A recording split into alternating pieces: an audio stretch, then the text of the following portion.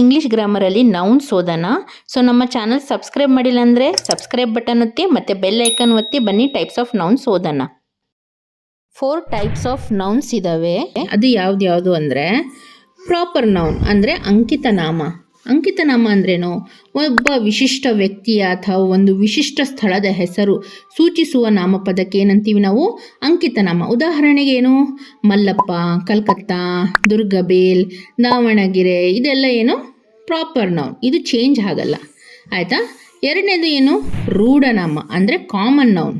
ಅಂದರೆ ಕಾಮನ್ ಆಗಿ ಒಂದು ಹೆಸರು ಕೊಟ್ಟಿರ್ತೀವಿ, ಇವನಿಗೆ ಇದೆ, ಈ ಸ್ಥಳದಲ್ಲಿದ್ದರೆ ಅವನಿಗೆ ಅದೇ ಹೆಸರು. ಉದಾಹರಣೆಗೆ ಕಿಂಗ್, ಬಾಯ್, ಸ್ಟೋನ್, ಮಣ್ಣು, ಅರ್ತ್, ರಿವರ್, ಇವೆಲ್ಲ ಏನು? ಕಾಮನ್ ನೌನ್ಗಳು. ನಂತರ ಬಂದುಬಿಟ್ಟು ಕಲೆಕ್ಟಿವ್ ನೌನ್ ಅಂದರೆ ಸಾಂಘಿಕ ನಾಮ, ಅಂದರೆ ಕಲೆಕ್ಷನಲ್ಲಿ ಇರ್ತಾರೆ. ಫಾರ್ ಎಕ್ಸಾಂಪಲ್, ಉದಾಹರಣೆಗೆ ಆಟಗಾರರ ಗುಂಪಿಗೆ ಏನಂತೀವಿ? ಟೀಮ್. ದನಗಳ ಗುಂಪಿಗೆ ಹರ್ಡ್.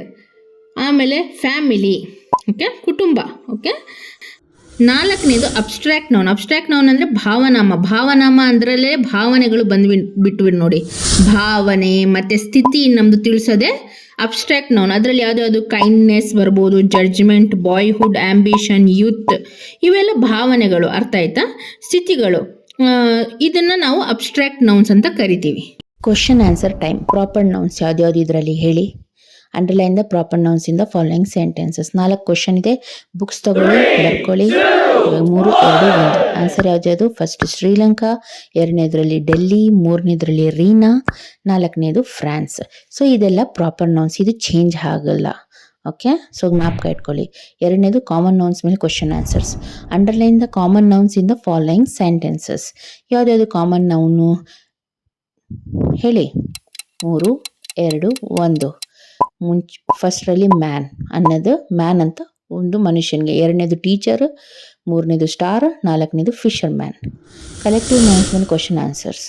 ಸೊ ಯಾವುದು ಈ ನಾಲ್ಕರಲ್ಲಿ ಕಲೆಕ್ಟಿವ್ ನೌನ್ಸ್ ಹೇಳಿ ನೋಡೋಣ.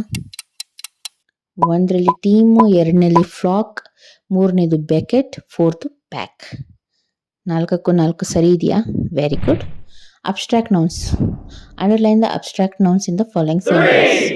ಯಾವ್ದು ಅಬ್ಸ್ಟ್ರಾಕ್ಟ್ ನೌನ್ಸ್ ಇದೆ ಇದರಲ್ಲಿ ಅಂದರೆ ಸ್ಥಿತಿ, ಹಾನೆಸ್ಟಿ, ಪಾಸಿಬಿಲಿಟಿ, 3ನೇದು ಪ್ಲೆಸೆಂಟ್, 4ನೇದು ಪ್ರೈಡ್. ನಮ್ಮ ಚಾನಲ್ ಸಬ್ಸ್ಕ್ರೈಬ್ ಮಾಡಿ ಮತ್ತು ಬೇಗ ಇಂಗ್ಲೀಷ್ ಮಾತಾಡೋದು ಕಲೀರಿ.